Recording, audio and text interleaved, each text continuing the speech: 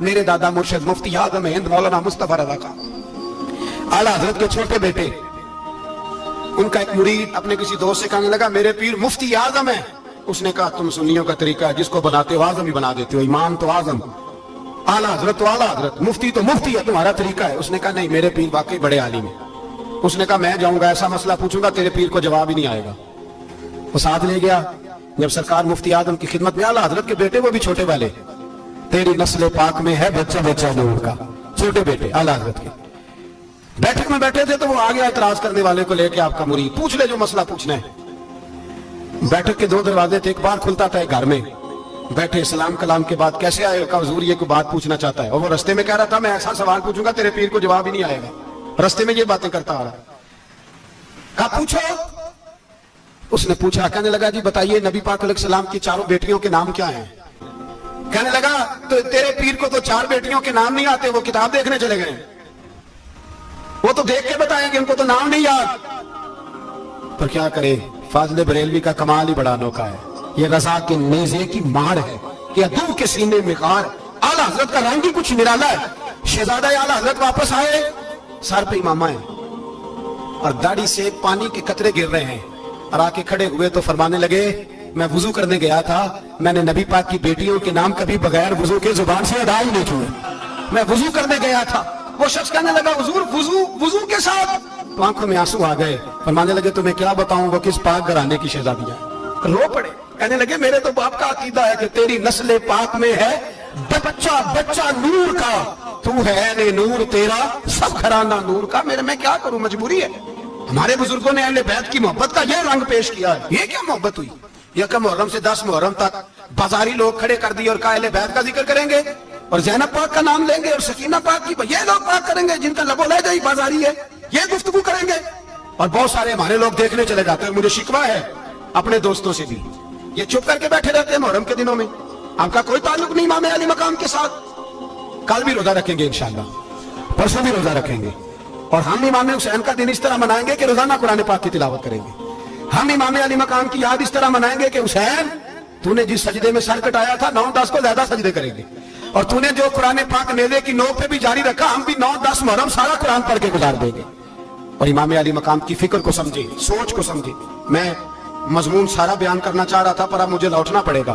اہل بیت کا پیار ایمان کا حصہ ہے. ایمان کا اگر اہل بیت سے محبت نہ ہوئی، صحابہ کا پیار نہ ہوا تو ایمان قابل قبول نہیں. 9-10 محرم کی ساری رات امام حسین کیا کرتے رہے؟ بولے یہاں لوگ دیگے کھاتے رہتے ہیں، 9-10 کی رات چرگے کھاتے رہتے ہیں، ساری رات گوشت کھا کے گزار دیتے ہیں. امام حسین رضی اللہ تعالیٰ عنہ، بھئی اللہ تو مانا ہوا تھا، حسین پہ سب سے زیادہ راضی تھا میرا رب، لیکن امام علی مقام نے 9-10 کی ساری رات کا اللہ مجھ سے راضی ہو جا، اللہ مجھ سے راضی ہو جا، اللہ مجھ پہ رضا نازل کر. ساری رات کربلا کی ریت پہ آنسو بہا بہا کے ساری رات سجدے میں گزار دی. تو تماشا کر کے سو جاتا ہے اور کہتا ہے میں بڑا حسینی ہوں. امام علی مقام بہت بڑے تھے، عبادت گزار تھے، ریاضت بڑی کرتے تھے. امام حسین کے گھر کا کعبہ تھا، اپنا تھا. اور سخاوت کا یہ حال تھا، سخاوت کا کہ امام زین العابدین فرماتے 1,00,000 دینار سویرے آیا. کتنا؟ سمجھ لیں اربوں خربوں روپے آج کے حساب سے 1,00,000 دینار. اور فرماتے ہیں فاطمہ کے لال دروازے پہ بیٹھ گئے پیسے لے کے اور لوگوں کو بلا بلا کے نظر دی. فرمایا تھوڑے سے لے جاؤ، تھوڑے سے لے جاؤ، تھوڑے سے لے جاؤ، تھوڑے سے. فرماتے زور تک امام حسین نے لاکھوں بانٹ دیے. اٹھ کے اندر آئے تو میں نے کہا ابا جی کو 1 دینار بچا لیتے. آپ جب بازو اٹھاتے ہیں تو آپ کے کرتے پہ 17 پہ بند لگے ہوئے ہیں، ایک کرتا ہی نیا لے لیتے. تو فرماتے میری طرف دیکھ کے کہنے لگے بیٹے یہ نہیں کہا کہ میں لے لیتا کرتا، لفظوں پہ غور کرنا. فرمانے لگے بیٹے اگر تو پہلے بتاتا تو پھر میں سوچتا، پہلے بتاتا تو پھر بھی میں یہ نہیں کہا رکھ لیتا، پھر بھی میں سوچتا رکھنا ہے کہ نہیں. امام حسین نے سخاوت کی، عبادت کی، ریاضت کی، قرآن پڑھا، تلاوت کی، درگزر کیا، پیار کیا. امام حسن کے پاس ایک لونڈی تھی، وہ دودھ لے کے آئی، دودھ گرم تھا، آپ کے اوپر گر گیا. اور وہ تھی بھی اسی طرح کی، اکثر کام بے دھیانی میں کرتی تھی، کنیز تھی کرتی. دودھ گرا تو وہ کانپنے لگی کہ میں نے کئی غلطیاں کی، اب تو بہت سخت غلطی ہے. گرم دودھ امام پہ پڑ گیا تو امام صاحب نے تلاوت شروع کر دی امام حسن نے، والکاظمین الغیظ والعافین عن الناس واللہ یحب المحسنین. فرمایا جو غصہ پی جائے اور لوگوں کو معافی دے ان سے تو اللہ محبت فرماتا ہے، ان سے تو اللہ پیار کرتا ہے. امام صاحب نے اس لونڈی کو فرمایا جا تو اللہ کی رضا کے لیے آزاد ہے. لوگ کہتے ہیں 3 دن इमाम हुसैन प्यासे रहे, भूखे रहे, तो मैंने कहा ट्रेनिंग की उनकी अम्मा की। तो जो है मेरी बात पर, हमारा बच्चा तो 1 घंटा बर्गर ना मिले तो बर्तन तोड़े, उनकी अम्मा की ट्रेनिंग थी, सब्र हौसला सिखाया था। लेकिन मेरे भाई करबला ऐसे नहीं सजती। ये जो बर्गर खा के नाराज होने वाले बच्चे होते हैं, ये मैदानों में नहीं निकल पाते, इनके लिए मुश्किल होता है। हजरत फातिमा ने, हजरत अली ने ड्यूटी की, ड्यूटी अपने बच्चों को तैयार किया करबला के लिए।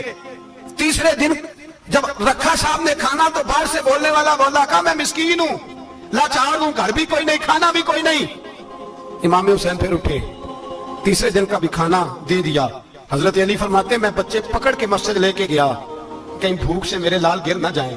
कहते हामते कामते तीनों शहजादे मस्जिद में दाखिल जो हुए, तो बस हमारी कीमत पड़ गई, मोल पड़ गया हमारा। कहते मस्जिद में कदम रखा तो ऐसे लगा जैसे नबी पाक हमारा इंतजार कर रहे हैं। फरमाते तीसरे दिन की मगरिब पढ़ने गए तो हुजूर ने तीनों बाप बेटों को चेहरे देखे। फरमाया अली, ये जिब्रील खड़े हैं और फरमा रहे हैं तेरे 3 दिन का अमल खुदा को भी बड़ा पसंद आया है, मोहम्मद मुस्तफा को भी बड़ा पसंद आया है, बड़ा पसंद आया है 3 दिन का अमल। उन्होंने ट्रेनिंग की, दीन के लिए तैयार किया, हिम्मतें बधाई। और रसूल पाक अलैहिस्सलाम ने खुद अपनी बेटी की तरबियत फरमाई, शहजादी की। किसकी? दुनिया में सबसे बड़ी शहजादी कौन है? आप नाम लेंगे तो दिल ठंडा होगा इंशाअल्लाह। मेरा अकीदा है हजरत फातिमा का नाम ले तो अल्लाह दिल को सुकून देता है। सबसे बड़ी शहजादी सैयदा, बोलिए सैयदा फातिमा ज़हरा रज़ियल्लाहु ताला अन्हा। हजरत अली फरमाते हुजूर बड़ा प्यार करते थे हजरत फातिमा से। जब सफर पे जाते तो सबसे आखिर में हजरत फातिमा से मिलते, वापस आते तो सबसे पहले हजरत फातिमा से मिलते। रसूल पाक अलैहिस्सलाम ने फरमाया वो मेरी बेटी होकर सोना पहनती है, हर औरत के लिए जायज है, कई किलो भी पहन ले तो शरीयत मना नहीं करती। हुजूर ने फरमाया मेरी बेटी होके सोना पहनती है, अगर फातिमा भी सोना पहनेगी तो उम्मत की गरीब बेटियां किसके तरीके पे चलेंगी? गरीब बेटियां किसके तरीके? जो बाप मजबूर होके 12 बंदों के साथ बेटी को रुखसत करेगा, वो कह तो सकेगा ना मैं उस तरह शादी कर रहा हूं जिस तरह मुस्तफा ने फातिमा की थी, वो कह तो सकेगा ना। लेकिन अगर ये भी सोने पहनेगी तो फिर नक्शे कदम कैसे मुतय्यन होंगे? हजरत शेर खुदा वापस आए, कहा फातिमा ये तेरी चेन रसूल पाक को पसंद नहीं आई। भाई ये हकीकतें समझो। जब बच्चों के माहौल के अंदर ये रंग, कैसे बेटियां ससुराल में जाके गुजारा करेंगी जब तू जान ही नहीं छोड़ रहा? मेरे रसूल पाक अलैहिस्सलाम ने तैयारी कराई, ट्रेनिंग दी और तरबियत की अपनी अहले बैत की। इसलिए 3 दिन पानी भी बंद रहा तो उन्हें कोई परेशानी। यजीद ने कहा सोना ले लो, हीरे ले लो, जवाहरात ले लो, लेकिन उनकी दिलचस्पी नहीं थी तो उनके करीब कोई शय आ सकी। जो बदर की जंग थी ना, वो कुफर इस्लाम की जंग थी। ओहद की जंग बोल के बताए, खैबर की, खंदक, करबला नहीं, हक बातल की, कौन सी बोले? नहीं, एक दफा सारे बोले आपको सवाब होगा, क्योंकि इमाम हुसैन को आप हक पे कहेंगे तो अल्लाह आपको अजर देगा। कौन सी जंग थी? हमारे हुक्मरान पता क्या कहते हैं? कहते हैं मौलवी हर वक्त हमारे पीछे पड़े रहते हैं, हम नहीं मुसलमान, हम नहीं नमाज पढ़ते, तुम्हें तो सूरत इखलास नहीं आती। यजीद तो जुमा पढ़ाया करता था, तो जुमे को खुतबा देता था। और अजीब लफ्ज लिखे हैं बाज तारीख लिखने वालों ने कि जुमे का दिन था तो इमाम हुसैन 10 मुहर्रम ना जुमे वाले दिन थी, तो इमाम हुसैन करबला में बाहर निकले तो आपने फरमाया इत्माम उज्जत कर दूं, कोई ये ना समझे कि मुझे तो पता ही नहीं चला, गलती से तीर लग गया इमाम हुसैन को। आपने फरमाया मुझे बताओ तो सही, मुझे क्यों शहीद कर रहे हो? कोई ना बता सका। तो इमाम हुसैन ने फरमाया मुझे क्या जरूरत थी मदीना छोड़ के, मस्जिद नबी छोड़ के आता, मैं तो इसलिए आया हूं कि जिसको तुमने हुक्मरान बनाया वो शराबी है। कौन है वो? रंडियों का नाच देखता है, मुजरे देखता है, मुजरे। वो अल्लाह के हलाल को हराम और हराम को हलाल कहता है, लिहाजा मुसलमानों का हुक्मरान बनने के काबिल है। इमाम हुसैन ने सबक दिया है, सबक कि जानी शराबी को हुक्मरान बनाया जा सकता,